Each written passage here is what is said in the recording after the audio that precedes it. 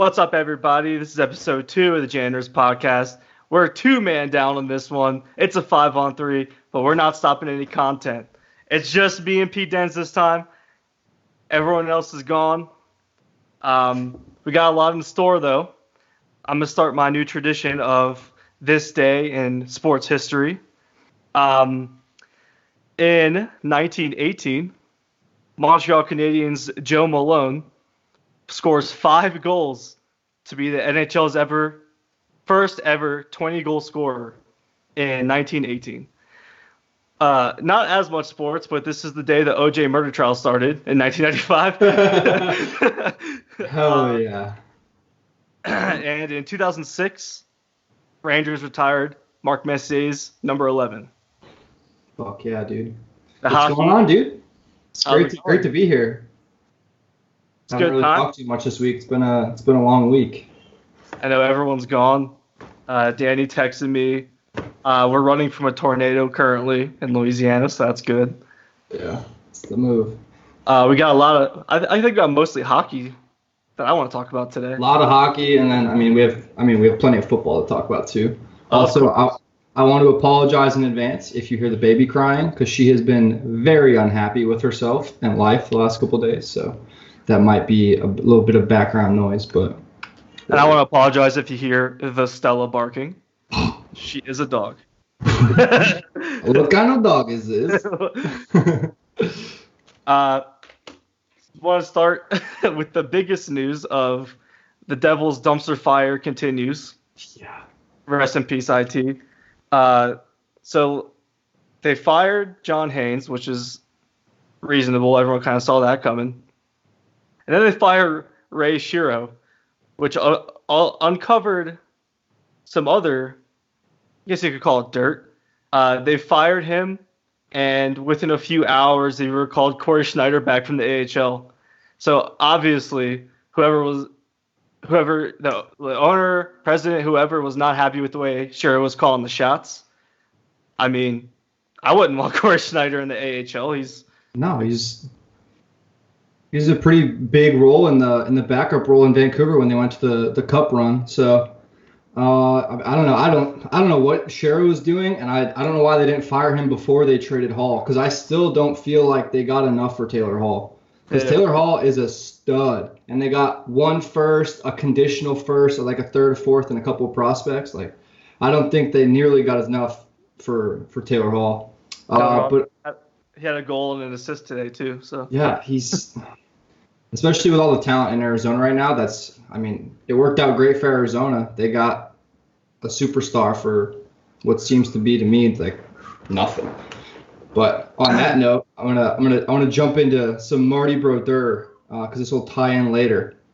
So not only is Martin Brodeur the winningest goalie in NHL history with 691 wins in 1,266 games played, he is also the losingest goalie in NHL history with 397 losses and 105 ties. That's wild. Yeah, so I was actually doing the research on that, because he also has been credited for 3 goals in his career, which is also the highest for any goalie in his career. So I was doing some research based on the Pecorine goal, which was nasty, by the way. So here's my notes for this. So Pecorine was the 12th NHL goalie to score a goal. Mike Smith was the last to do it in 13-14, so it's been about 6 years or so. The 4 previous credited goals were Evgeny Nabokov, Martin Brodeur, Mike Smith, and Ron Hextall. Chris Osgood, Jose Theodore, and Marty Brodeur. So Marty Brodeur is the scoringest goalie with 3. So the only 4, or I think there's, out of the 12, I think there was only 6 or 7 that were actually like scored rather than credited. Marty Brodeur only had 1, and then that was the list that I read off. It was Nabokov, Brodeur, Smith, Hextall, Osgood, and Jose Theodore with Pecorine now, so that would be 7.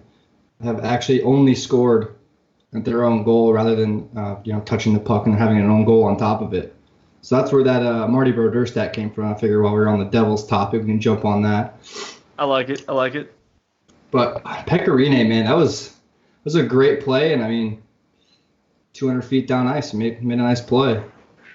Closed out the Blackhawks 5-2. Love to see it. You love to see goalies scoring.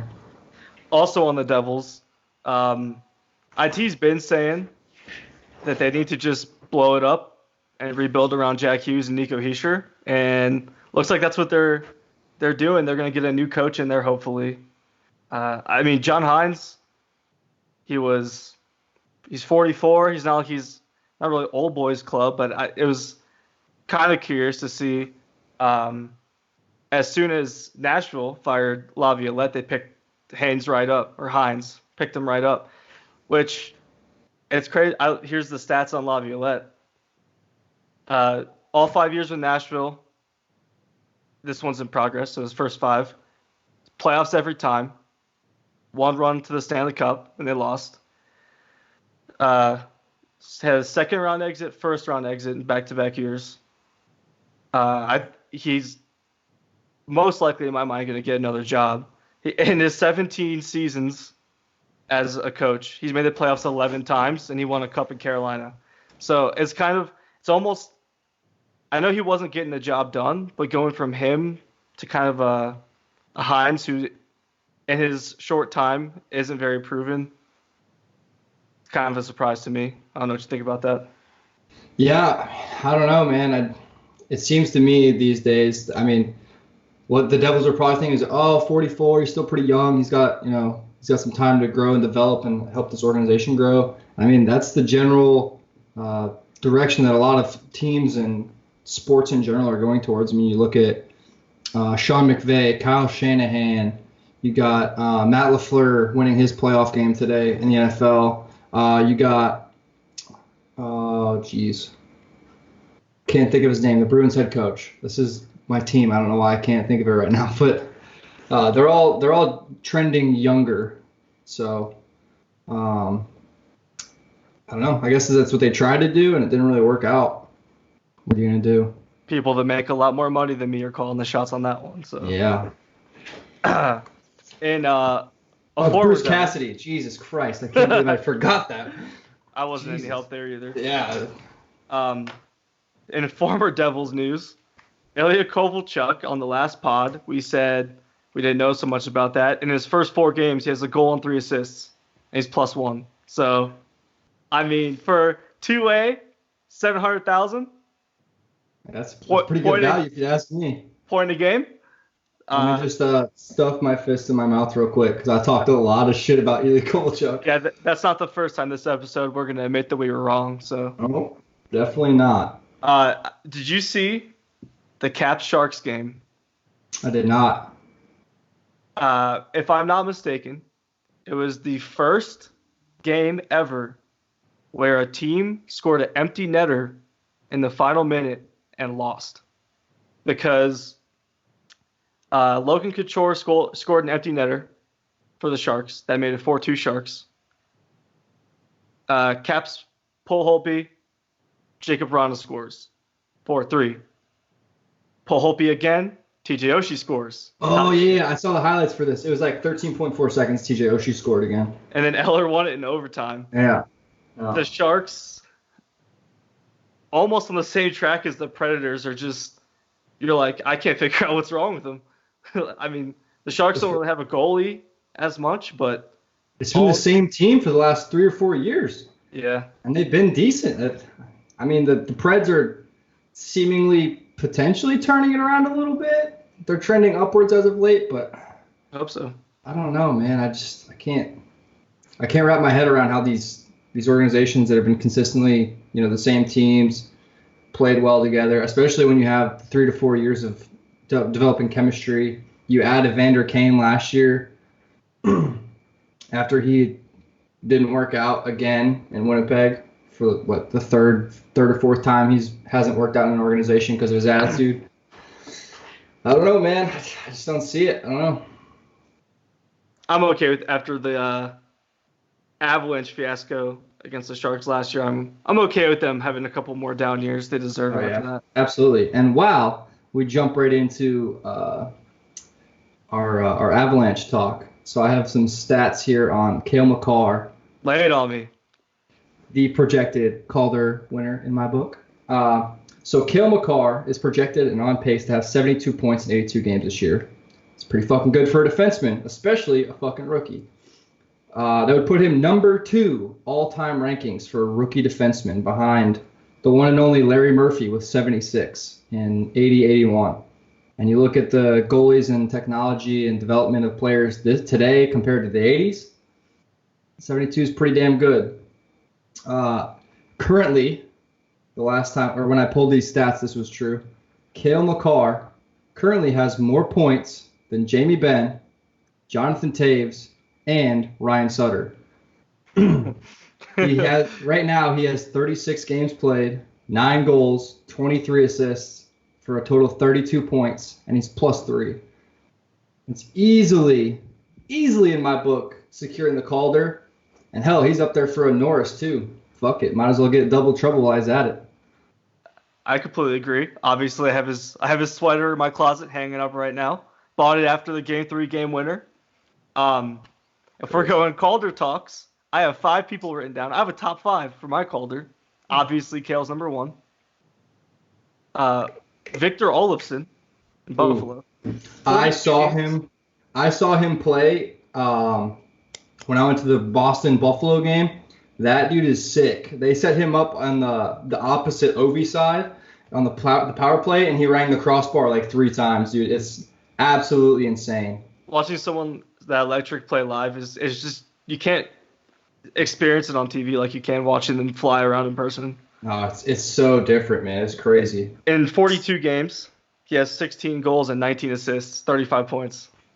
How are you? Also, Quinn Hughes and Jack Hughes are on mine. Brothers in the running for Calder. For sure. Quinn's having a better season than Jack for sure. I mean, look at the team he's on, though. Yeah, arguably better situation. And then Capo Caco, somewhat disappointing first season. I think he's going to turn it around second half. But he has 7 goals, 9 assists in 36 games. Or, correction, 38 games. That's pretty good. Yeah, I mean, I agree with that. I don't see anybody else. I mean, the only other person I might put in that top is maybe Pavel Francouz, if he would be considered a rookie, because like what they consider rookie is weird. So I think they said that he's too old to be in the running for the Calder. He's 29. Oh yeah, it's his rookie season though. Yeah, I feel like that's weird. I feel like it should just be based on rookies, because like in the NFL, if you're 35, you can still get rookie of the year. Yeah. Like it's not based on age. Baseball too. RAJQ was like 35 his rookie year. Yeah. I mean, it's just these dudes that develop in the AHL like they're supposed to. The coast in the AHL, and that's where they develop, and then they come up at 29 when they're finally ready to play. Yeah, goalie development is weird. Actually, I'll pull his stats up right now because he has had some. I already have them. Oh, don't even worry about it. Jump on it then. Because I have my Vezina and my Hart picks. So for the Vezina, my dark horse is Pavel Frank. I think it's pronounced Francouz, is how it's said in a hockey reference. But the way they pronounce it on TV is Francouz, but Francouz sounds way better to me. I don't know. His first full year in the NHL, he's my dark horse Vezina candidate because Grubauer's still technically starter, but he's 11-4-1, 9.29 save percentage, and a 2.32 goals against.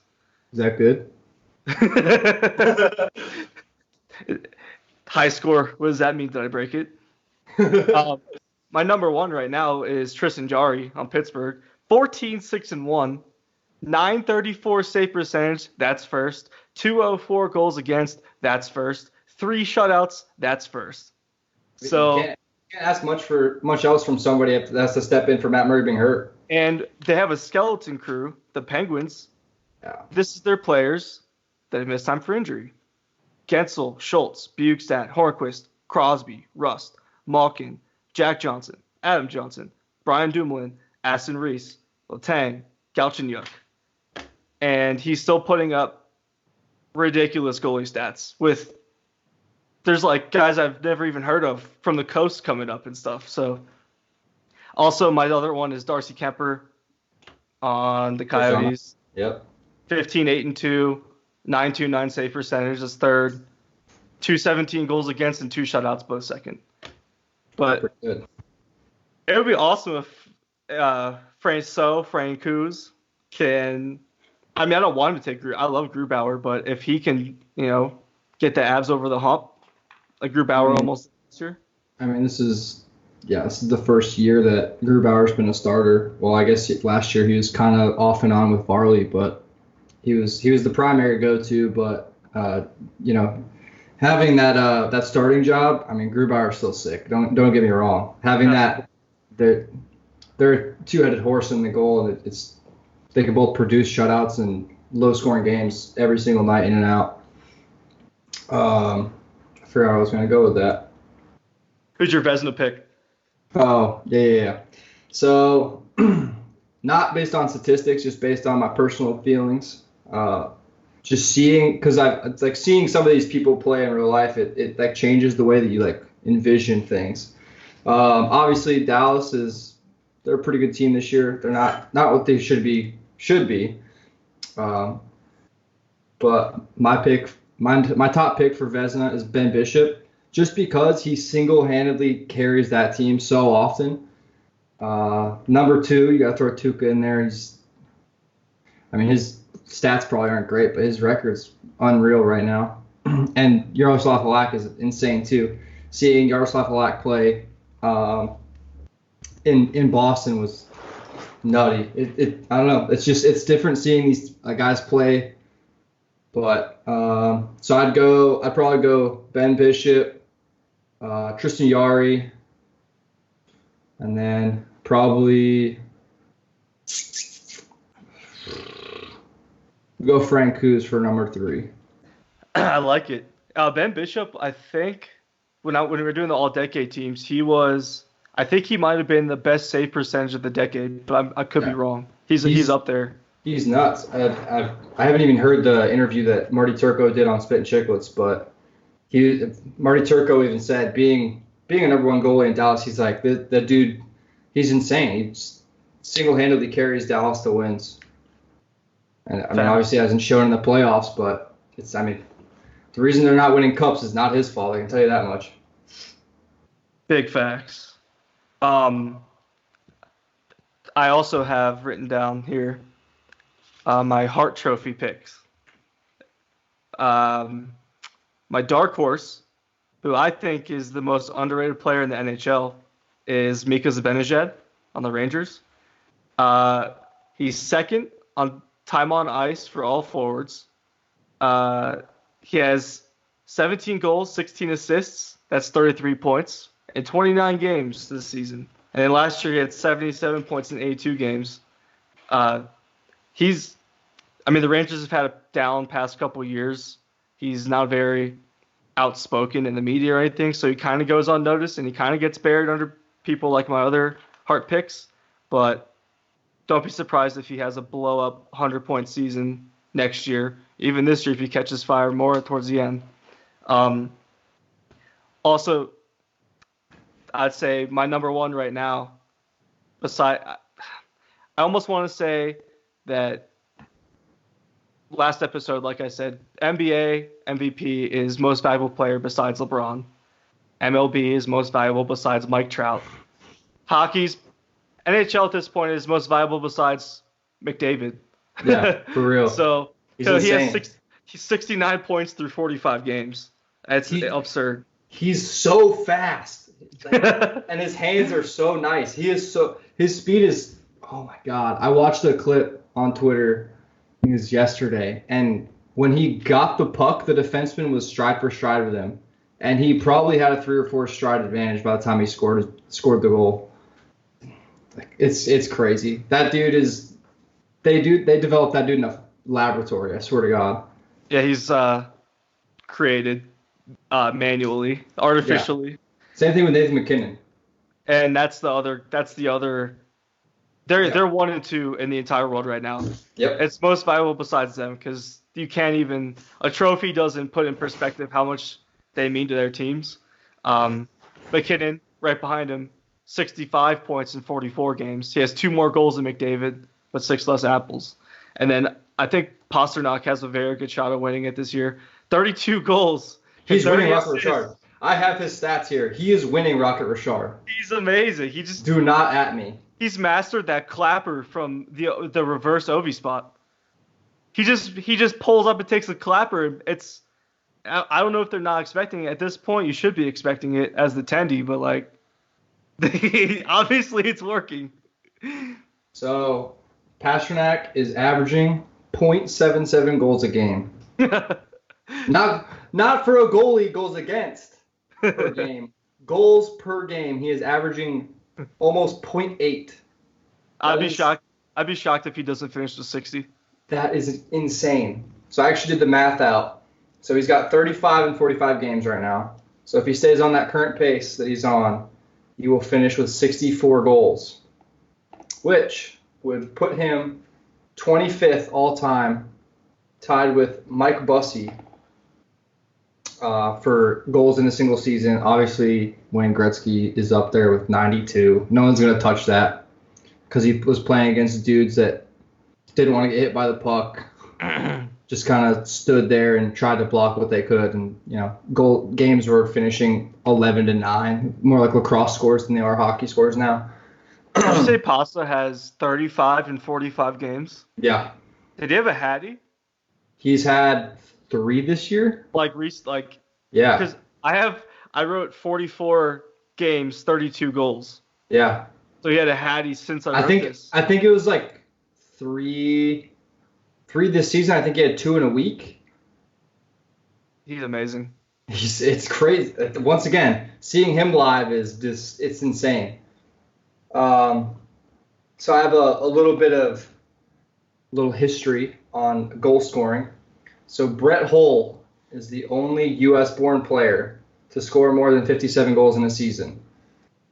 He did it 4 times, by the way, once finishing with 6 less than Wayne Gretzky. So he finished with 86 goals in a year. And I think it was the 90s. I think it was 90-91 that he finished with 86 goals. And he was the only American-born player to do it. I like that. Little tidbit. A little USA action on the pod today. Little USA. You know how it goes. So have you seen the Rangers' newest goalie call-up, Igor Shesterkin? No, I have not, actually. I have some stats here from his time in the KHL. Oh, the KHL. He's a young Russian fella. So this is 3 years. This first year starting in the KHL. 937 save percentage and a 164 goals against. Year 2, 933 save percentage and a 169 goals against. His last year in the KHL, 953 save percentage and Get out of here. And a 111 goals against. Get out of here. There's no way. That's not human. You can't do that. Playing against grown-ass adults in the KHL. Not in juniors, not in college. He's playing against former NHLers, people who will probably jump to the NHL. Like, he's like that. And then in 23 games in the AHL, he had a 932 save percentage and a 193 goals against. So he's not slowing down. And then his first game, they throw him against the Avs, probably the best offense in the league right now. And he allowed 2 quick goals, but other than that, after that, 1 goal in the next 2 periods, shut him down. And then he played the Devils, had 46 saves on 49 shots.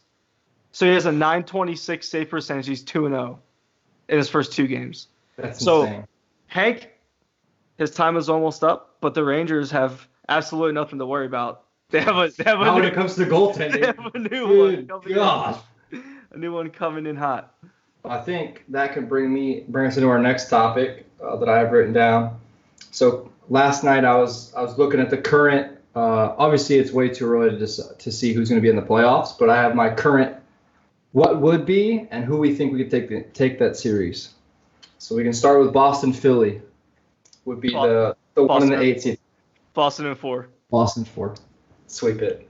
Philly is. I don't think they're winning 2 games in Boston. I'd say maybe at most 4-1.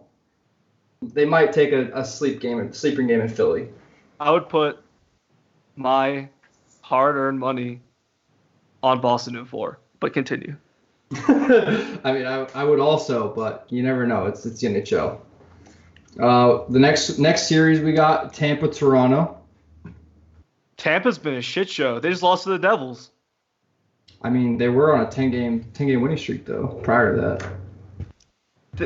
They're just streaky, and that's just like last year. They've been bounced first round the last 3 years. Got swept by the Blue Jackets. Yeah, like, the Blue Jackets. They're too streaky for me to put any stock in them for playoffs. But it's against Toronto, who hasn't come out of the first round since the 90s.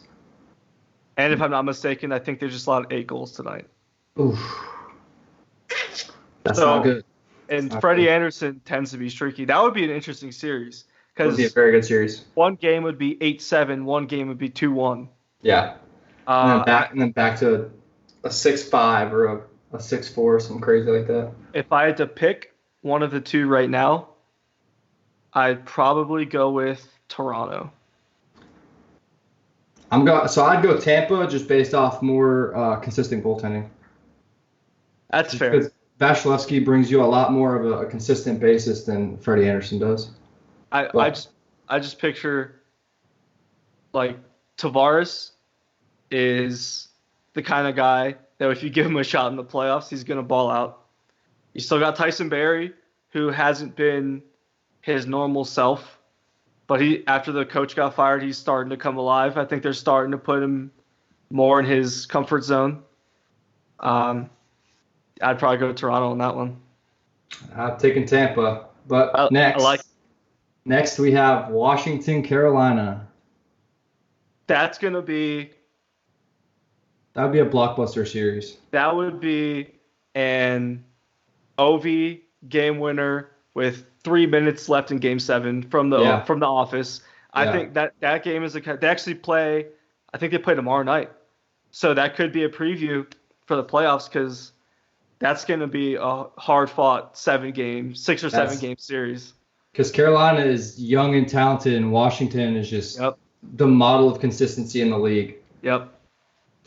Yeah, I think I'm taking Washington in 7. I don't know. Yeah, speaking of Norris, we brought up the Norris earlier. John Carlson. Yeah. Johnny Carlson. He's playing out of his mind, out of his dome piece this year. Bro, and it's crazy because everyone's like, well, he gets to pass to Ovechkin on the power play. Yeah, cool. Guess what? He still has to put it in his spot. Yeah, he still has to make the pass. And guess what? If you can't make that pass consistently, Ovi's going to take your ass off the power play. Not the coach. Ovi is going to get the fuck off my power play. I want the puck in this spot. We are not going to fucking suck this year. And he would go smash a Dr. Pepper off his head and fucking butt chug it. Next up, Pittsburgh, New York Islanders. That would be a good one. Varlamov is playing out of his mind too. He's playing like he played in a couple years ago for the Avs. I think did he win the Vezina or he almost won the Vezina? He had that kind of year. He's having that kind of year again. I think he was number 2 in voting. I think he's playing out of control. They're a team that if they catch themselves clicking at the right time, they can make a big run. And if Pittsburgh is 100% healthy, I'm going to pick Pittsburgh. But if they can't get healthy, they're winning a lot of regular season games, but you need your Crosbys and Malkins and Gensels and Letangs for the playoffs. You can't afford to have them gone. And the Islanders just play a smothering D. They play a style where they don't take chances. They're never out of position. They're as defensively sound as a team in the NHL could possibly be. Trotz is one of the best coaches in the league. Yeah. I don't know, man. I'd probably take Pittsburgh in 7. But it's not going to be an easy series for them at all. If Pittsburgh is healthy, even if they at minimum have Crosby and Malkin both healthy, 100%, they'll win. If one of them is gone, or just if the Islanders are just clicking, if Varlamov is standing on his head still, I could see the Islanders winning. So that's my caveat. Healthy Pittsburgh, I pick Pittsburgh. Unhealthy Pittsburgh or just an absolute fire Islanders, I could see the Islanders winning. I could see it. So that brings us to the Western Conference. Currently, Calgary is in first place. Crazy. Quietly. Crazy. So we have Calgary and Edmonton. And that is a showdown. You saw what happened last night. Yeah, there's some bad blood there. Kachuk tried to murder Zach Cassian.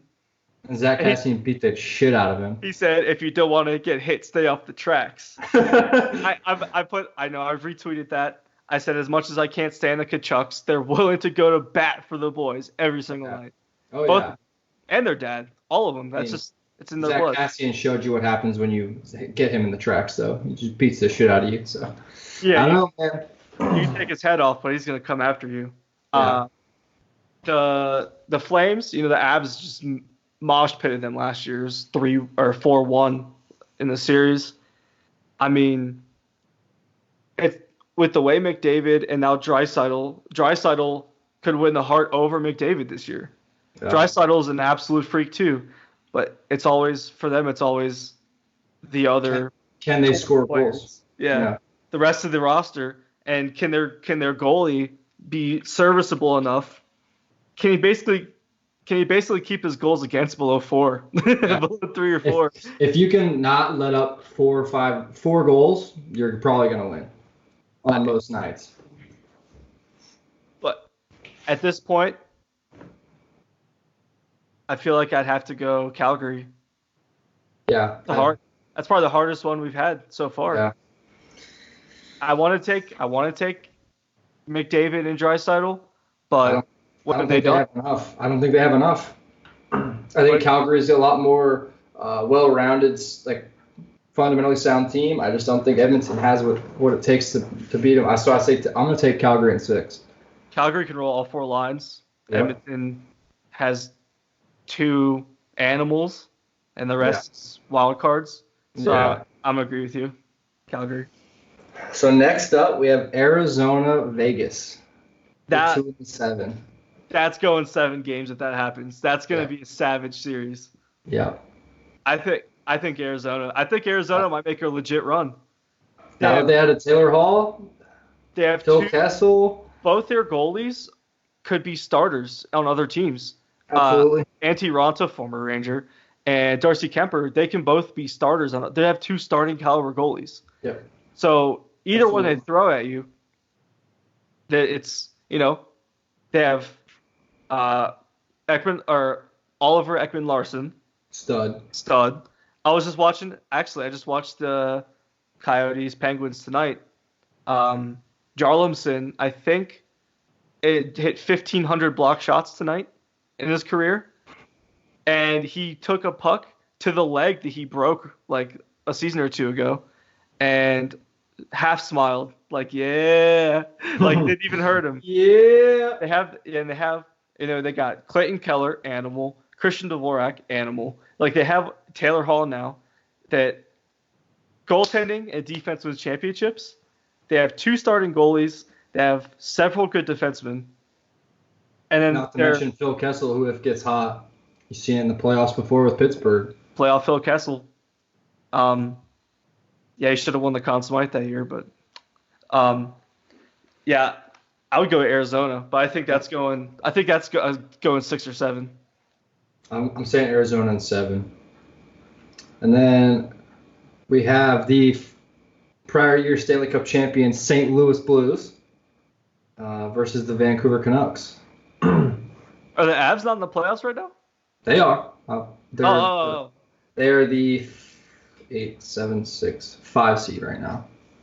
I don't know, man. I think once again. Did you say Blues Canucks? Yeah. I'm going Blues.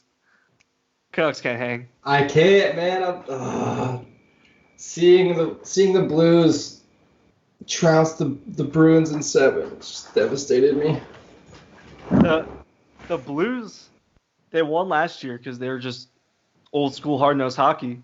Yeah. And who on the Canucks is going to be able to keep up physically with Bouwmeester, Steen?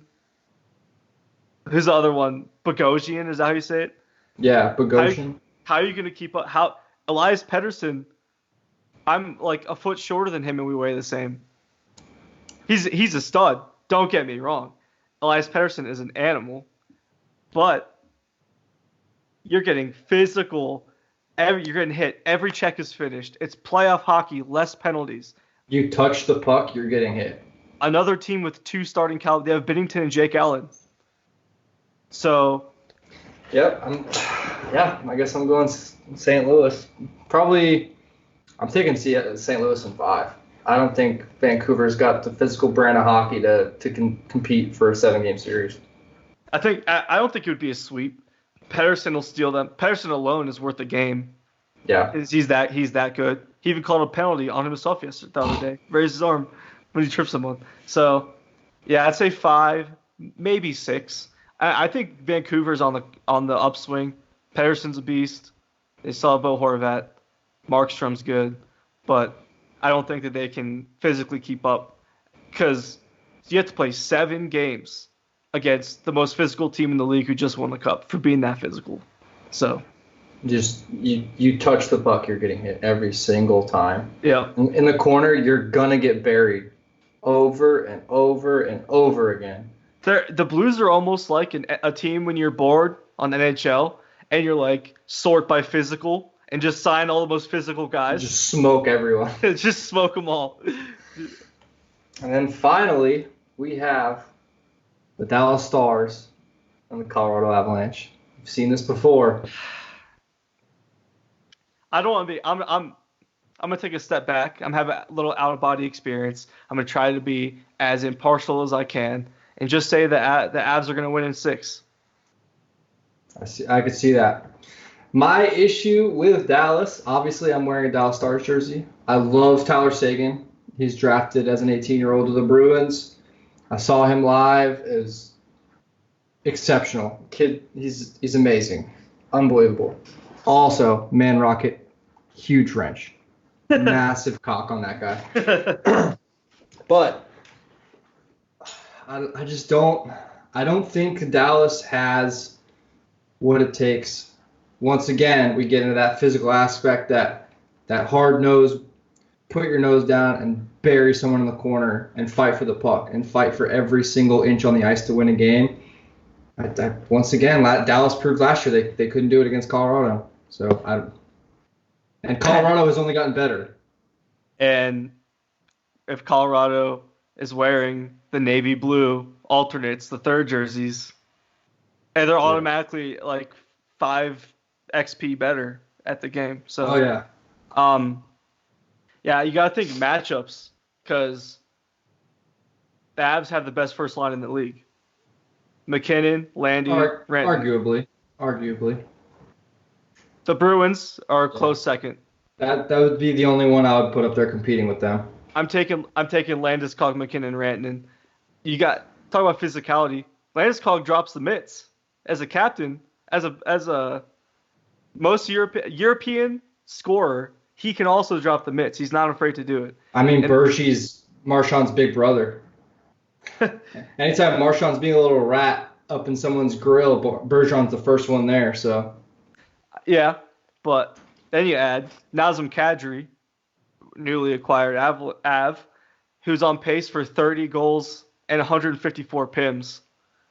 Because he's so skilled, but also we saw him beat the brakes off Ryan Lindgren on the Rangers the other day. So true. And then that's not even you got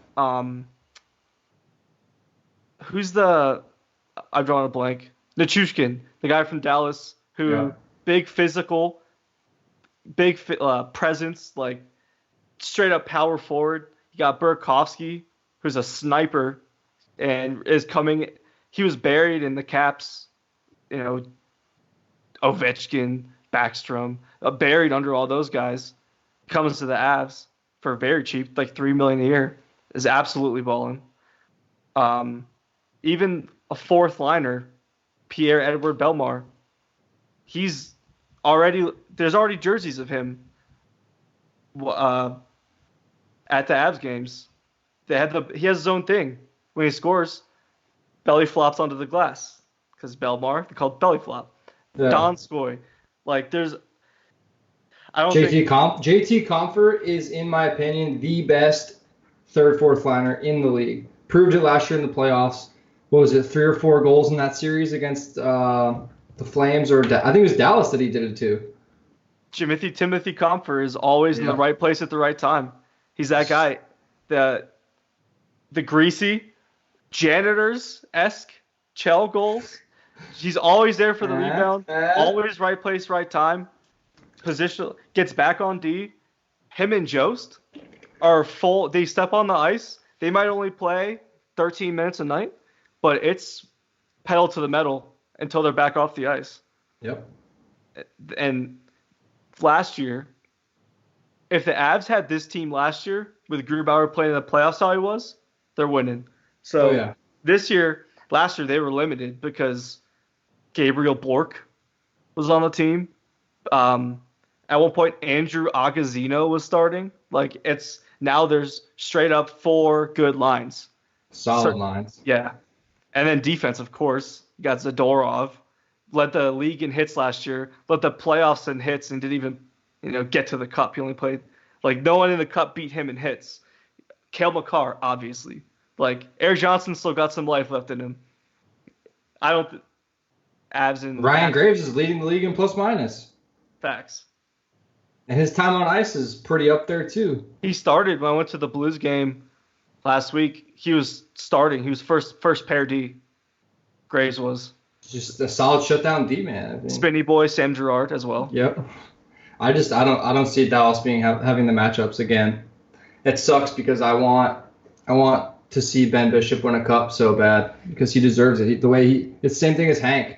They both just played so consistently throughout their careers, and they just can't get to the cup because they don't have the team.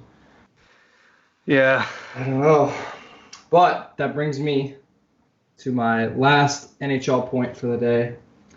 Did you happen to catch Tyler Ennis's shootout attempt? I may or may not have. I don't remember. So Tyler Ennis came in on a shootout attempt, and he so you know how they backhand toe drag? This man straight up backhand toe shot the puck. It got saved, but I was like, damn, that would have been sick if he scored. One of those, I wish that went in. Bro, that would have been nasty, but I don't know. I might that was my last little tidbit on the NHL. My last hockey point as well. Ovechkin, 684 goals, 16 away from 700 mark, and Patty Kane, 380, 20 away from 400. So keep an eye out for those milestones. They'll both reach them this year, most likely, barring injury or big slumps. There's a lot of NFL news. Real quick, before we jump in NFL, though, I want to talk how the commissioner was talking about how it's bullshit, like dudes want to sit out the All-Star game. And I was like, I'm thinking about it, I'm like, Alexander Ovechkin's, 33 now? Like, he knows 34. He knows what it takes to get to the cup. He's won one now. He knows the kind of rest and recuperation his body needs as a 34-year-old that's been playing the league for 15 years to make it to that level again. Like, leave these fucking players alone. Like, they're not here to be a fucking show pony for you at an All-Star game. Why don't we make it like a young, like how the NBA has the Young Stars game? Like, let's switch it up for a couple of years. Like, let's get dudes a different, some more publicity, because it's a lot of the same faces in the All-Star games over and over and over again. And these dudes don't want to come because they know it's rest and recuperation they're not getting, especially on the Brad Marchands, the Patrice Bergeons, the Alexander Ovechkins, the Backstroms. These dudes need rest. Like, they don't need a fucking dog and pony show for a week. In the NFL, a lot of people don't play the Pro Bowl, and they don't have a problem with it.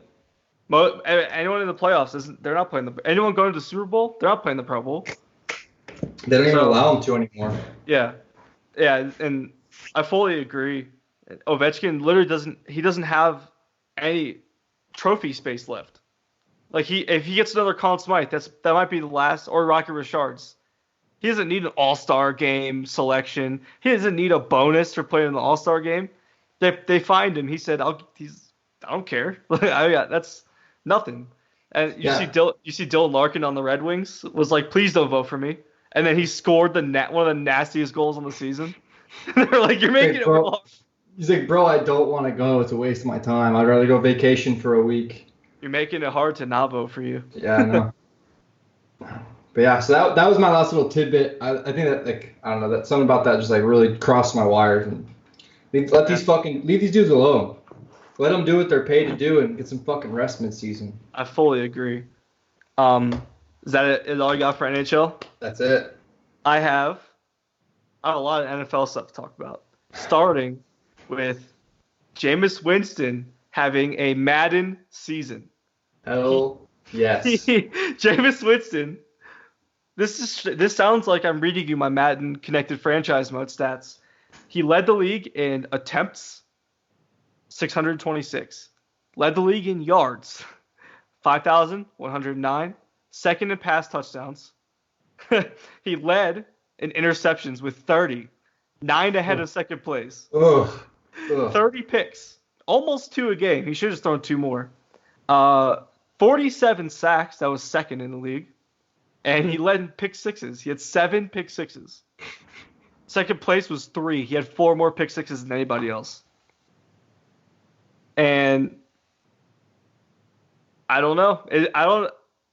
He's leading in yards. He throws a lot of yards and touchdowns.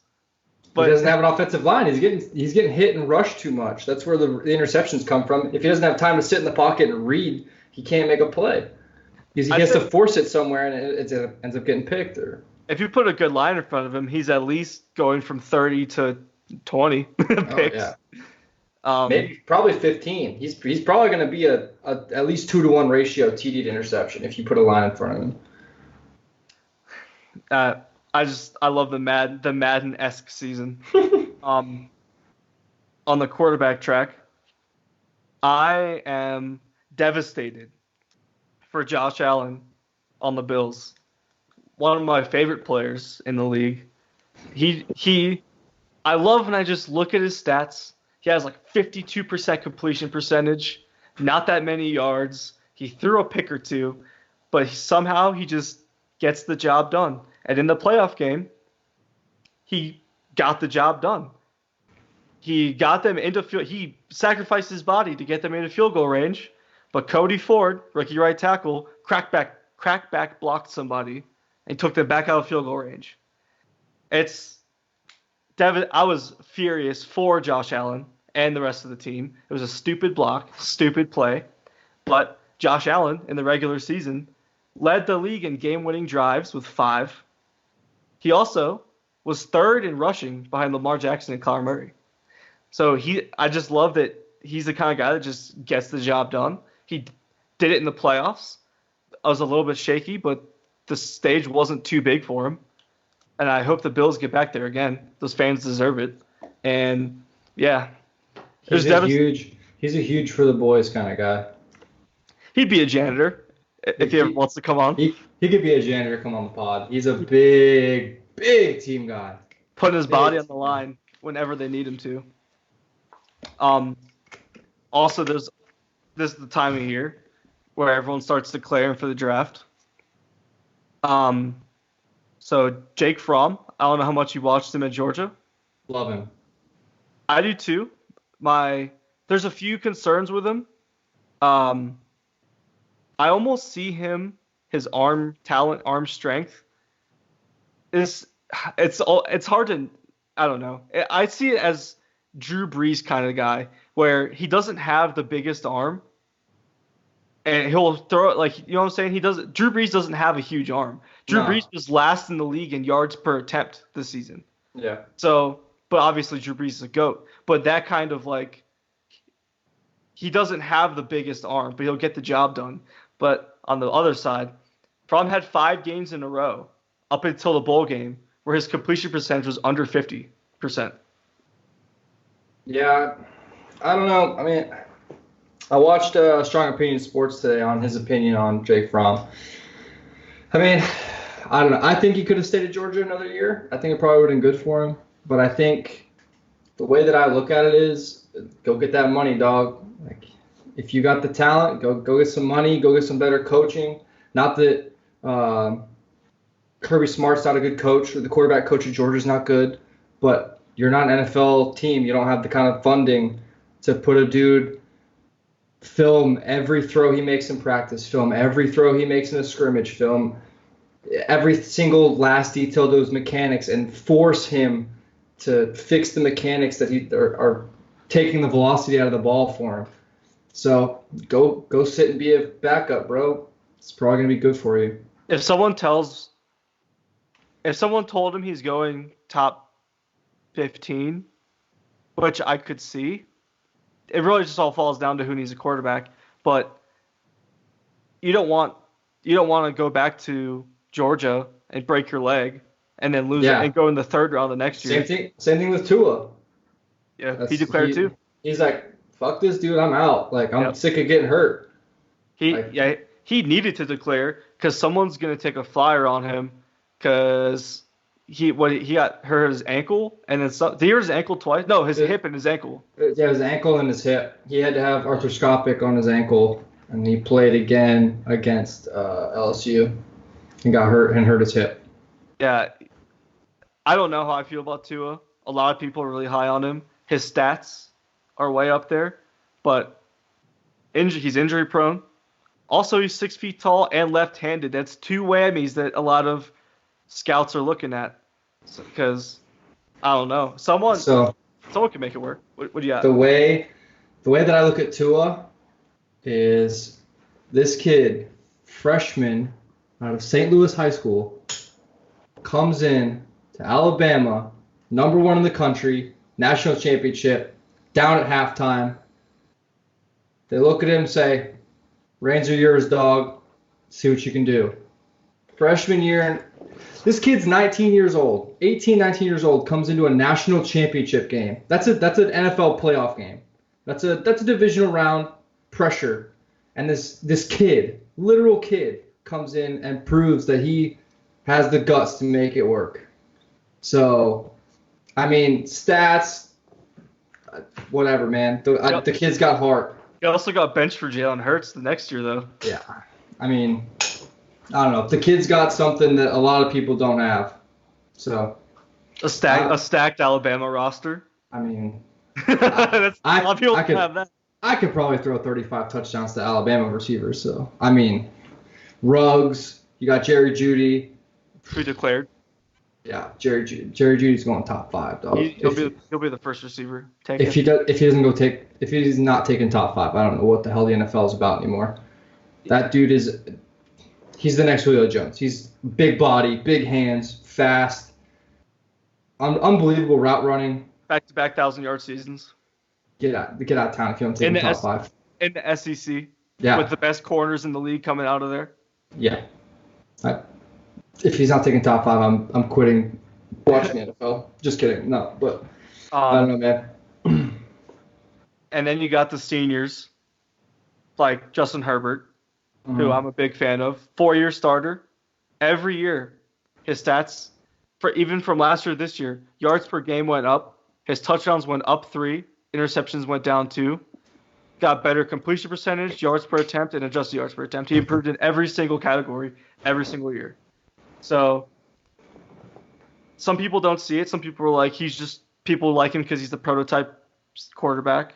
But, I mean, the Pac-12 defenses aren't as, it used to be a joke that the Pac-12 didn't have defense. Now it's the Big 12 that doesn't have defense. And the Pac-12, I'm not going to say they're SEC or even ACC caliber, but it's good enough to see that he can ball. He was going to be the first overall pick last year. And he's showing constant improvement, which is what you're looking at when you see Lamar Jackson. He pretty rough playoff game against the Chargers. Came out, couldn't throw the ball at all, didn't run the ball very well. And then he comes out this year and has an MVP caliber season. Yeah. That's the type of guy you're looking for. Quiet, put your head down, and grind. And then come back out and prove to everyone with your play. The only times I've heard Herbert talk are like the 3 words he says after the game, similar to Lamar Jackson. So I'm a fan. And then you got Joe Burrow. I got his stats written down. completion percentage 77.6. That's ridiculous. On top of that, 5,200 yards, 55 touchdowns, 10.9 yards per attempt. He's airing it out with it, and his average attempt is for a first down, and he has a 77% completion percentage. It's absurd. Only knock on him, 1-year starter. That's one thing to consider. I mean, and also in the SEC, playing good defenses. He had a sack team. LSU's always good. I mean, the stats alone this year might cancel out the 1-year starter woes, but I don't know. Do you think if the quarterbacks are Burrow, Tua, Herbert, Jake Fromm, what order are they going in your mind? Well, just based off the season Joe Burrow's had, he's going number 1. He's going to Cincinnati. Then I'm probably going Tua. Maybe I don't know, man. That's tough. Just because Tua comes from Alabama and that pedigree is more looked upon than Oregon. But there's no name Alabama starting quarterback in the NFL. Matthew Stafford, for sure. It's the last one. Georgia. Oh, SEC. So he's the last SEC, one of the SEC ones. The last Bama started. AJ McCarron is the only other like Bama quarterback that's really stayed in the league. Yep. I don't know, man. There hasn't been one. It's tough. That's tough. I don't know. Maybe I overthink Tua, but if it was me, if I'm a GM, I have 1 and 2 is Burrow and Herbert. I don't know which one I'll go with. I don't know. And then I'll say Burrow, Herbert, Fromm, Tua. That'll be my order. So my only issue is with Tua. It's the same thing I have for Jake Fromm. Is he polished enough to be an NFL quarterback tomorrow? Probably not. But you get him in an NFL organization with strength and conditioning. You're going to help a lot of those injuries. You're going to a lot more film analysis. I mean, yeah, he's a lefty, but he can develop that arm. Drew Brees is what, 5'10", 5'11", 6 feet. Make it work. He's got the arm strength. I don't care who you have downfield. If you have to air the ball out 50 yards, you got to do it. So I think he's got the arm strength and the talent for it. The injury thing is a big iffy for me. So I'd probably go Burrow. Unfortunately, I really am not a huge fan of Joe Burrow. I don't see what everyone else sees this year, I guess. Great year for him. Same thing with Lamar. I just don't see what everybody else sees, I guess. But I'm going Burrow. I'm going Herbert. I'm going Fromm, and I'm going Tua. But I think Jake Fromm and Tua could flip, depending on what organization likes either one. But, Jake Fromm is your good old boy. He's a Christian from Georgia. Great kid. Pretty damn good football player. Like, he could interview with anybody and they'd be like, yeah, we love this kid. We're taking him first round. I could definitely see him being a solid starting quarterback in the league. I can see all of them. Oh, yeah, absolutely. Even if I'm not as high on Tua as everybody else, I can still see him having some form of success. The way you are with Tua is the way I am about Joe Burrow. I just don't see it, man. I see he had a great year this year, and the stars aligned, and it was immaculate, and everything worked perfectly, and they're probably going to win the national championship because Clemson hasn't played a team like LSU before. But I just don't. I don't know, man. I just don't see what everybody else sees. I don't know.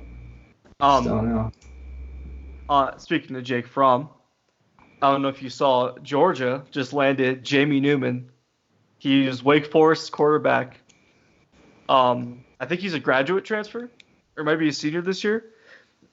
Wake Forest is the smallest school in the Power 5, so they don't have a big following. They're not getting a bunch of like nationally televised games. But Jamie Newman, is 6'4", 230. He had on Wake Forest, who's not very high-powered offense. Almost 3,000 yards. He averaged 239 a game, 26 touchdowns to 11 picks. He also had 574 rushing yards and 6 touchdowns. So pretty balanced quarterback. I think he can do those stats with Wake Forest. I think he's going to be a weapon on Georgia. Facts. Playing with all 4 and 5 stars. He's gonna be a first round pick whenever he comes out. I think it's next year. He'll be a first round pick. No one's really ever heard of him. I watch a lot of ACC, so I've seen him a lot. He's gonna be savage, absolutely savage at Georgia. So talking about playoffs.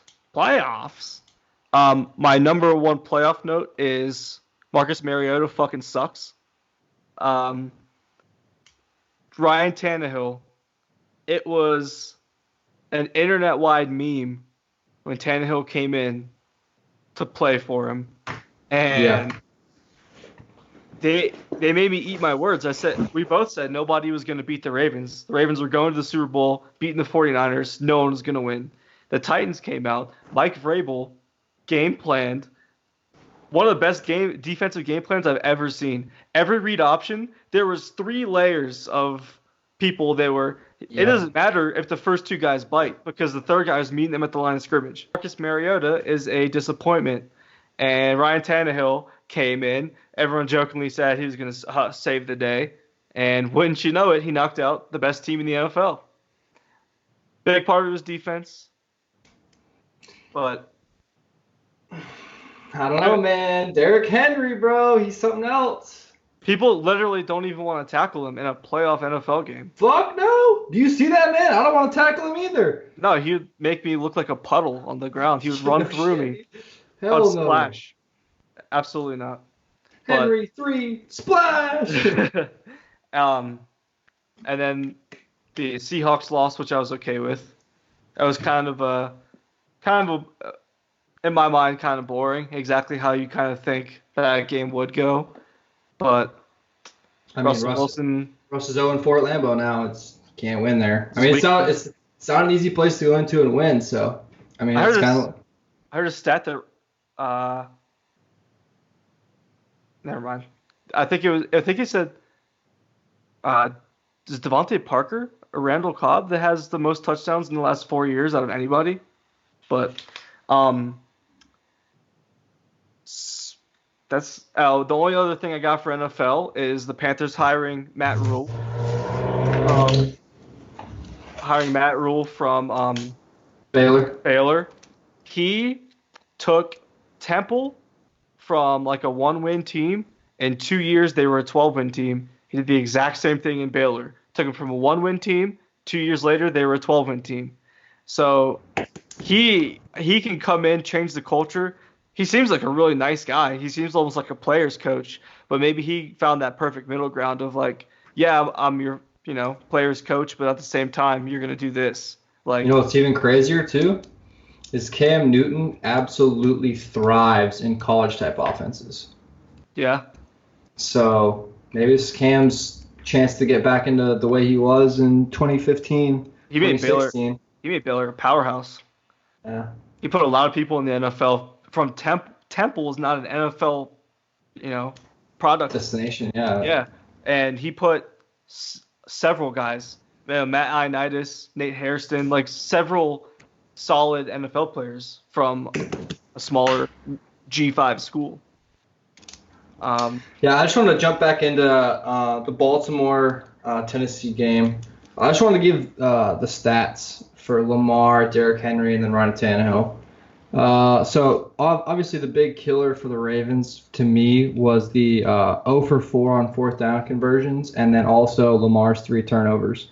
But I only credit him with 2 responsible turnovers because that one pick was absolutely Mark Andrews' fault. You got to catch that ball. And then one pick was a bad throw that Vaccaro jumped, and then one he stood in the pocket for like 45 seconds. Yeah. So I give him the 2 turnovers responsible for. He still put up 365 yards, a throwing touchdown on 31 completions. 59 attempts, and he ran for a buck 43. I mean, and Mark Ingram was hurt most of the game, so that hurts the offense.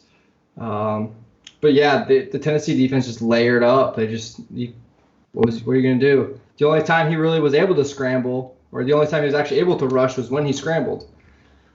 And he still threw the ball 59 times. So, I don't know. I'm still not huge on Lamar. I'm still not proving on his throwing ability, but he definitely threw the ball really well yesterday. I can't knock him there, but I'm still not 100% confident in his arm. His arm is not leading anyone to winning a Super Bowl anytime soon, I don't think. Who knows? Maybe that's what he's going to improve again on this year. Because, his arm definitely got stronger and more accurate in the last year since the last playoff game he played in. They're an old school. They have the RPO, which is new, but they pound the ball. And as soon as you think that they're going to pound it, they run it again, and then they hit you with the play action when you're least expecting it. That's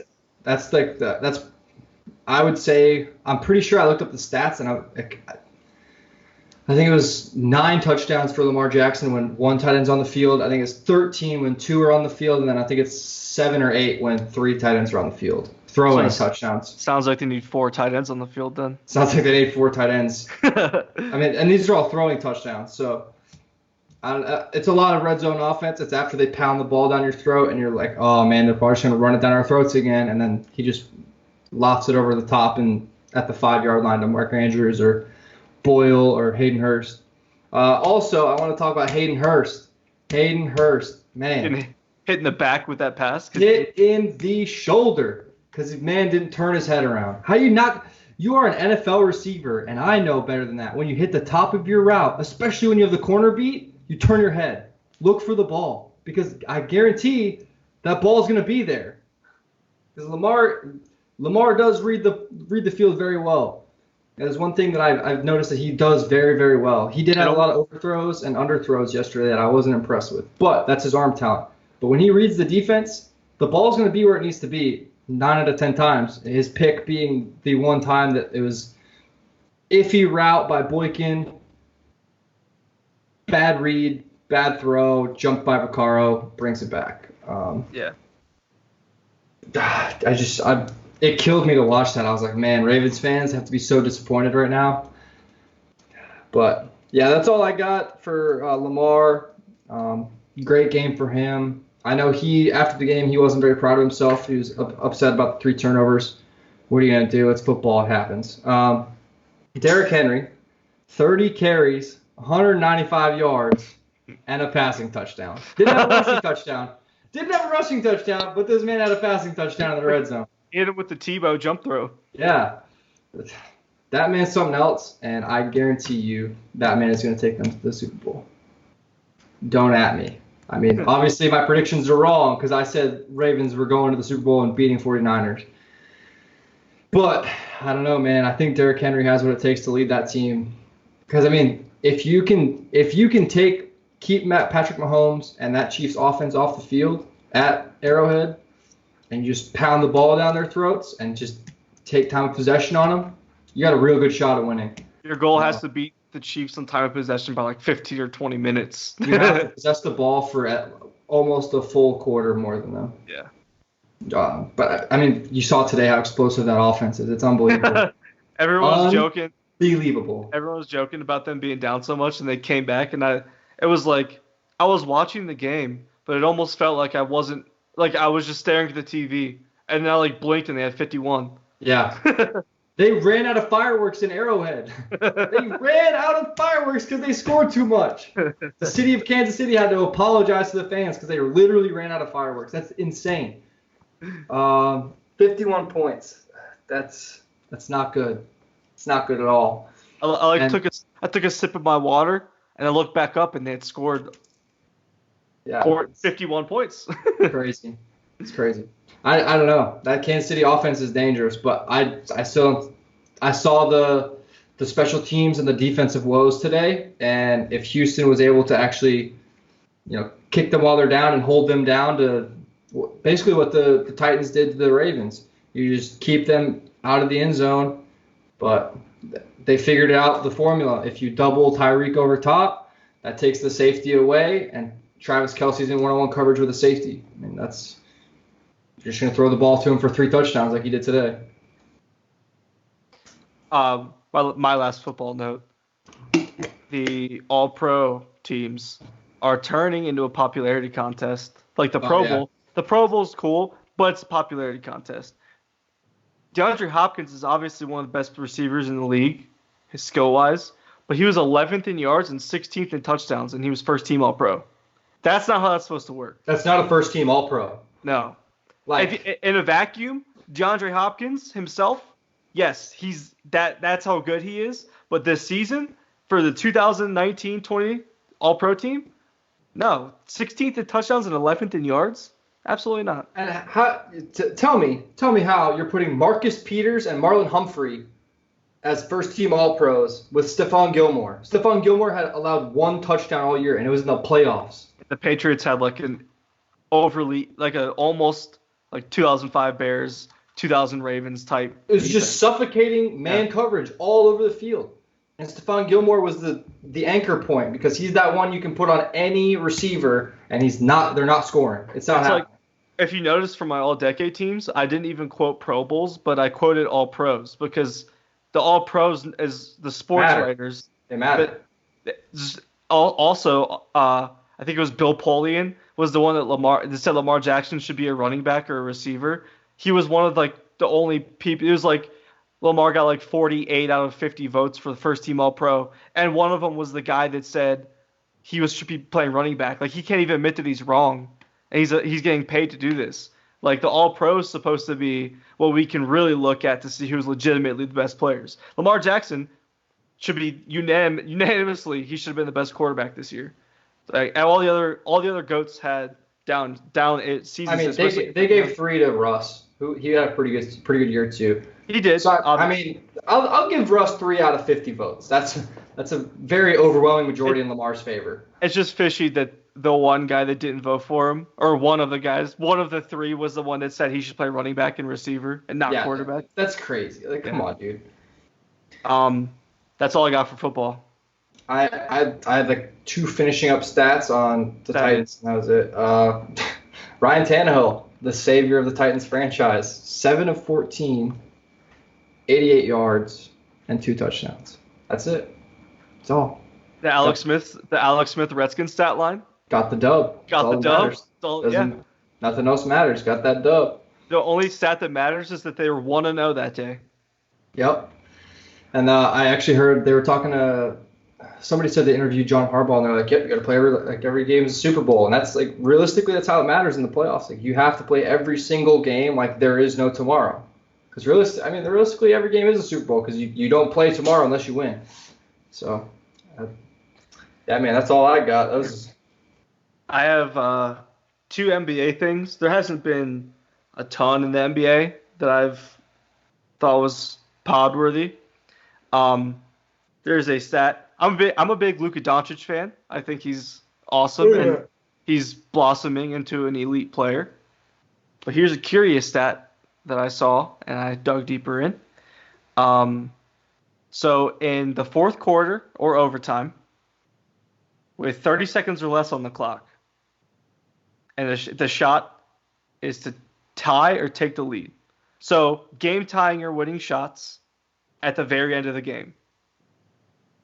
You follow? You follow me? I'm with you.